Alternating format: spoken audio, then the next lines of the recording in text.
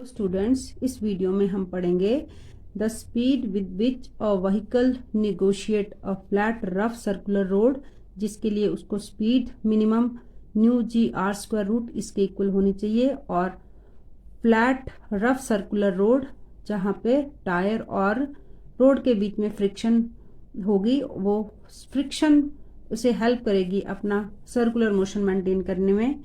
And the bank smooth road इस तरह का होता है जो बाहर से ऊपर को उठा हुआ होता है और अंदर से थोड़ा डाउन होता है। And then the bank rough circular road, जिसके लिए minimum speed v square is equal to R G tangent theta plus mu 1 minus mu tangent theta. अब हम इसको डिराइव करेंगे वन बाई वन कि इसे कैसे सॉल्व करना है। Suppose this is a flat circular road, wait of the vehicle is mg vertically downward, और नॉर्मल रिएक्शन हमेशा परपेंडिकुलर टू द सरफेस होता है। व्हीकल को सर्कुलर मोशन मेंटेन करना है तो उसके लिए सेंट्रीपिटल फोर्स चाहिए। Centripetal force always acts along the radius of the circular road and along the toward the center of the circular path. Centripetal force that is necessary to maintain circular motion of the vehicle is provided by the force of friction between the tire and the rough flat road. So normal reaction तो उसका mg के equal होगा, और force of friction कहाँ से आई? Force of friction ने necessary centripetal force provide किया। तो सेंट्रीपिटल का फॉर्मूला होता है mv स्क्वायर अपॉन r, जो कि पिछले वीडियोस में डिस्कस किए हैं। तो फोर्स ऑफ फ्रिक्शन जो है न्यू और r, इसका मैथमेटिकल फॉर्मूला होता है। अब r जो होता है normal reaction, that is equal to mv square upon r, और न्यू r की वैल्यू को mg पुटअप किया, m से m कैंसिल हो गया, v is equal to r g से मल्टीप्लाई हुआ, एंड न्यू और स्क्वायर का जो है इधर स्क्वायर रूट हो गया। तो किसी भी व्हीकल को फ्लैट रफ रोड पे अपने मोशन को मेंटेन करने के लिए minimum speed mu G R, कितनी उन टायर और रोड के बीच में फोर्स ऑफ फ्रिक्शन है, रेडियस ऑफ सर्कुलर रोड कितना है, और एक्सेलरेशन ड्यू टू ग्रेविटी उस पर कितनी एक्ट कर रही है। Now we will take the second case when the road is banked but smooth. तो बैंक्ड रोड जो आउटर साइड से उभरा हुआ होता है, ऊपर को रेज्ड होता है, एंगल थीटा है। तो इंक्लाइन प्लेन का एग्जाम्पल है। व्हीकल यहाँ पर हम रखेंगे, और व्हीकल को के टायर और रोड के बीच में जो फ्रिक्शन है उसको हम एफ से डिनोट करेंगे। Weight vertically downward direction mg, normal reaction always perpendicular to the surface, and weight normal reaction का जो हॉरिजॉन्टल कंपोनेंट है r cos ऑफ थीटा, वो नॉर्मल के साथ एंगल थीटा बनाएगा, एंड ये इसका हॉरिजॉन्टल कंपोनेंट है, और वर्टिकल कंपोनेंट है r sin of theta. Since the road is smooth, so the centripetal that is necessary to maintain circular motion is equal to the r sin of theta.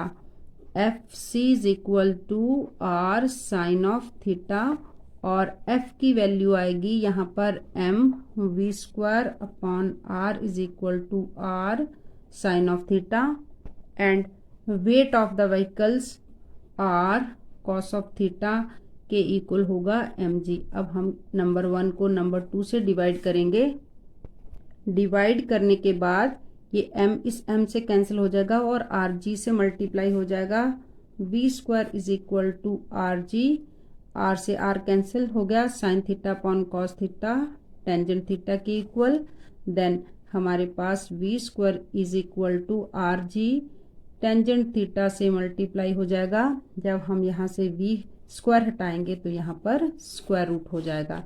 तो एक banked smooth road पर vehicle को अपना motion maintain करने के लिए minimum जो speed चाहिए वो आर जी टेंजेंट थीटा के इक्वल होगी। नेक्स्ट केस है banked rough circular road.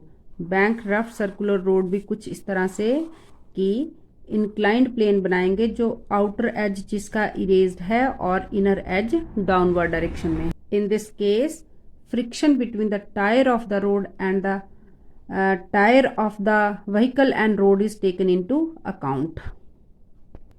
Wait vertically downward mg और normal reaction perpendicular to the surface r और नॉर्मल रिएक्शन वेट का जो हॉरिजॉन्टल कंपोनेंट है r cos of theta making an angle with the normal and the vertical component r sin of theta which is contribute for the centripetal force. Centripetal force is a force which keep an object moving in a circular path. So all the time centripetal force is very important in our day-to-day life to observe so many activities or things which are taking place and necessary for our common observation.